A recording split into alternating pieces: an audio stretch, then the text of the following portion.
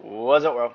Welcome to a new episode of the BrandonJaneauShow. As you know, I am BrandonJaneau, and like always, podcast platforms everywhere is where you can find this audio, man. You can find just this voice of mine on audio. I hope you guys like it. Follow me there. You can rate and review on there on all podcast platforms, as well as my YouTube channel, BrandonJaneauShow. Shout out to all the people that's been subscribing. I hope you guys enjoy this upcoming episode. And of course, like always, social media, TikTok, Instagram, Brand New Show. Hope you guys enjoy it. Excuse me. And let's get into it. Woo! Welcome to Life and Times of Music, man. And this is gonna be fun. So a couple of weeks, months, I started posting that I was gonna do a label. I was gonna do a full-fledged label.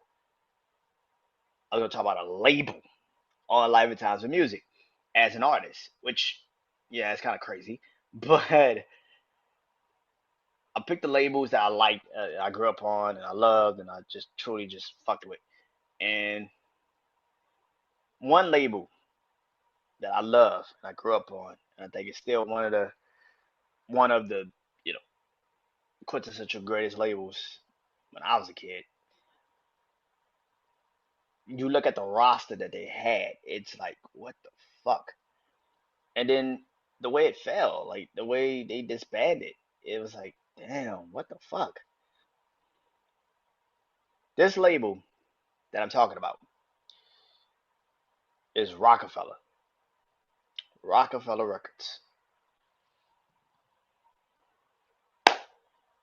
I grew up a huge Roc-A-Fella fan.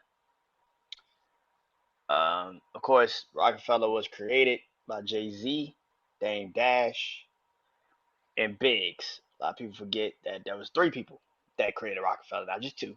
We always hear Jay and Dame, but Biggs was also a part of that. Biggest, as we know, as state property. Biggest.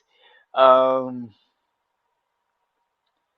but Roc-A-Fella was created by three people, man, and they sought out to get at least a record deal. And you had literally record labels and record people tell them, pretty much Jay Z of all people, that you ain't good. We don't need you. You're not that guy. You're never gonna be that guy. And you get told that, like, what the fuck? Are you serious? So Jay Z and Dame and Biggs go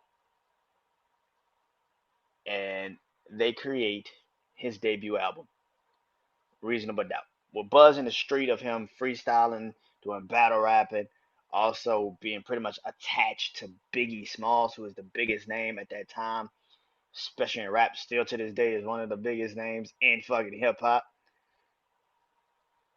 So to be attached to Biggie, Bad Boy, you kind of do get to the point where it's like, you know what, maybe we should do our own shit. Reasonable Doubt drops 1996, and it got what it needed to get. A lot of people say, well, it didn't sell crazy, it didn't go crazy. It got what it needed, and that is eyeballs on Roc-A-Fella. It was an independent label to the point where when they finally did pair up with a label, a major distributor, it was Def Jam. Now, Def Jam will be also a record label that I will be talking about. But Def Jam at this time in '96, they needed, they had never really they have never really partnered with a label where to the point where the label is coming in already established. We just need you to be the distributor. We don't need you to do anything else, just distribute, marketing. That's it. And that's exactly what they did. Reasonable Doubt comes out in '96, but what really got Jay Z really buzzing in the streets is what happened in '97. He released a project in a DVD called The Streets Is Watching. Well, it wasn't a DVD, it was kind of like a tape, VCR tape, but you get the point. He released The Streets Is Watching, and that created the journey. That showed people the hard work, the dedication, what he had been putting in to get to that point in his career. And that's what got people really into Jay-Z, which goes into 97 where he finally releases Sean Kong the Sean Kong's Laundries S Carter Volume 1, which is Life and Times of Sean Carter Volume 1. He drops that project and it becomes pretty damn successful. Pretty freaking successful, man. What he had on there? I think on there he had Imaginary Players, Where I'm From, which is one of the classics of all classics, and that album just skyrocketed for him. 98, he releases. What did he release? Sean Life and Times. No, Volume 1. I think he just had Imaginary Players. Maybe no, he had definitely. Yeah, but I remember uh, Volume 2. That's when I think he had Money and a Thing. Yeah, with Jermaine Dupri. And then he released in 99? He released, I think he released two albums in 99, which is crazy. I think he released two. Yeah, 97 he released Volume 1, 98 he released Volume 2, and 99 and released, yeah, 99 he released Volume 3. Yeah, and 99 and then 2000 he released no volume no 2000 he released Volume 3. So 2000 was the last Life and Times of Sean Combs volume Sean Carter Sean Con- Sean Carter Volume 3. And on the 99 on 2000 version of it, that's when you hear um Big Pimpin'. Yeah, Big Pimpin'. Is that your chick with him, Mitt Bleak, Missy Elliott, Twister? Damn. Yeah, shit. Ah, damn, dude, I knew it. But also in 2000, he released Roc-A-Fella La Familia, which opens the door to these new artists that he had just signed to Roc-A-Fella. Beanie Siegel, Freeway, Young Gunners. Like, he released this project at the end of 2000, and then that becomes the Rock La Familia project. And on there, you have This Can't Be Life with him, Scarface, and Beanie Siegel, or 1-800 Hustlers with him, Mill Bleak, Beanie Siegel, and Freeway, and of course, I Just Want to Love You. Like, now give it to me, give me that funk, that sweet, that gushy stuff. Don't bullshit me. Like, yeah, that project was fire, nigga. Yeah, nigga. And then comes 2001, and this is where it got real, and it got real fast. Blueprint drops, man, and that's when it just takes off. Roc-A-Fella takes off. And then that's when you get the Beanie Siegel projects, and you get the, Freeway, Mill Bleak, and all these labels, and all these artists now start to blossom and go into other directions. But around this time, that's when you start to hear the production team that he started to put together. Roc-A-Fella started to put together. Just Blaze, um, Heatmaker, which was Dipset, and one producer by the name of Kanye West. All of this shit happens all at the same fucking time. 2001, 2002. And at this time, music starts to go through the Napster shit, and you're trying to filter out what's the good and what's the bad of music, like you're doing now. But Roc-A-Fella becomes this juggernaut, fucking juggernaut, dude. Blueprint 2 comes out in 2002. But then you also have Beanie Siegel drop his debut albums, and Milk Bleak and Freeway drop, and then you got Dipset, which is a whole other entity, but it's part of Roc-A-Fella. Dipset with Cameron and Jim Jones, Jewels, and Harrell and Freaky Zeke, and you know what I'm saying? And then you got State Property, which is a whole nother entity. That's with Beanie, that's with Freeway, that's with the Young Gunners. That's where, Peter Crack, and like it was just a different fucking energy, man. Like, you know, like it was just different, man. All of this shit was different. Roc-A-Fella was different. It was a different animal. And it goes into 2000 and what, 3, 4, and that's when Jay-Z decides to leave the game. He decides to retire. But before he leaves, he drops the Black Album. And before he also leaves, he leaves a friendly reminder on Milk Bleak's project, Dear Summer. And that song goes crazy. And the time that Jay-Z starts to leave and retire, this is around the time where one Kanye West emerges as an artist. So Jay-Z's leaving, Kanye is now starting to become the guy. Carries on the Roc-A-Fella name. Freeway and Beanie and all of them start to get into situations, but before they break, before everything, Cam, Ron, internal situations start to kick in. I should say, internal situations start to kick in. Things start to take place. It turns to Jay-Z versus Dame. It turns to Jay-Z versus Dame, pretty much. And now you got to pick sides. Roc-A-Fella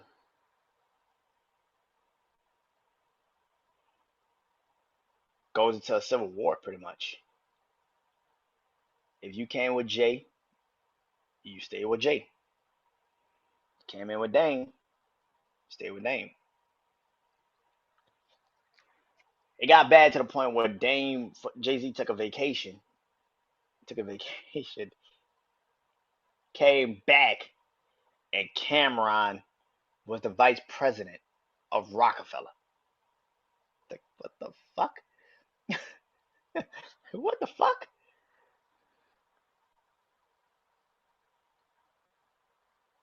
By 05, Roc-A-Fella disbanded, broke up. But it wasn't the end of Roc-A-Fella. Well, it was the end for that Roc-A-Fella. Because in 08, Jay-Z creates Roc Nation. And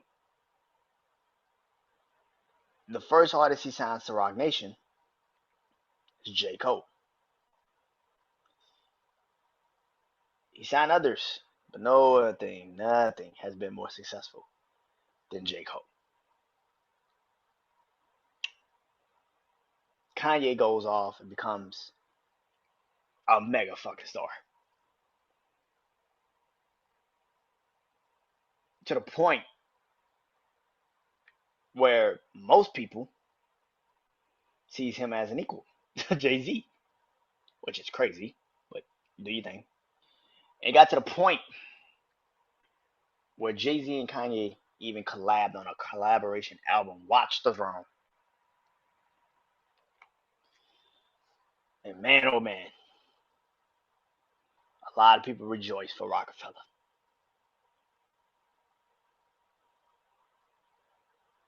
Before Roc-A-Fella disbanded, they signed Ghostface Killah, Old Dirty Bastard, Tiana Marie, and had the opportunity to sign Lil Wayne. Yeah. Dame and Jeff had their spats throughout the years about what happened, what truly happened, what prevented what could have been prevented, what's really transformed, what happened. Jay-Z's even beefed with Beanie and Cameron and all them over the shit. Roc-A-Fella legacy to me though, and this is where it gets to. Roc-A-Fella's legacy is of what could have been if envy and greed and money and industry bullshit and people and all that didn't play into this world that we love so much. What could have been?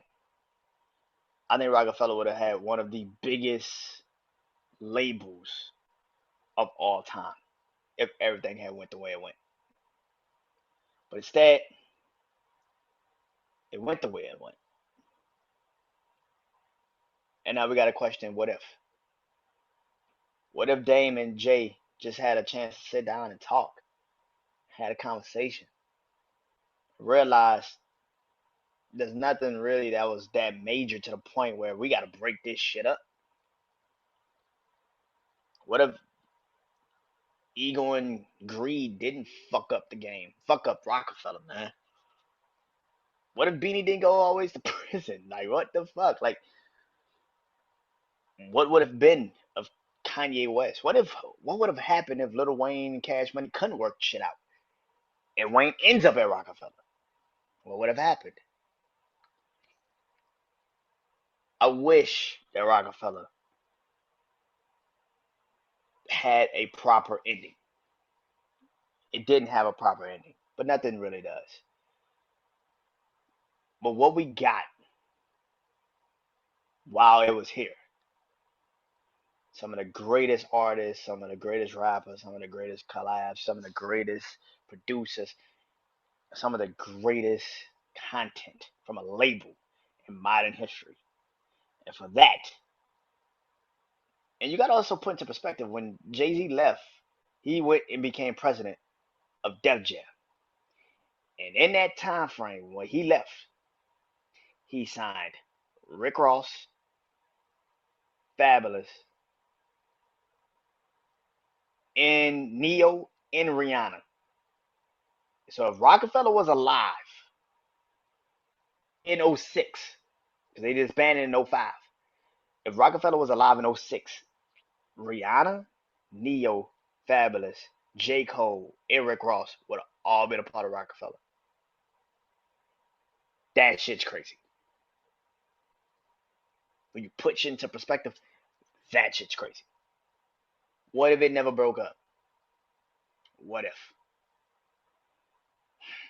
Damn. What if? Thank you to Jay-Z, Dame, and Biggs.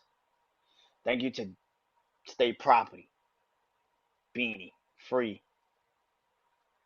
Young Gunners, Nip Bleak. Thank you, Kanye, and Dipset, Cam, Jim Jones, Jewels, Harrell, Freaky Z. Thank you. Y'all left a legacy that is so hard to replace. Thank you. BrandonJaneauShow, and it's The Roc. Peace.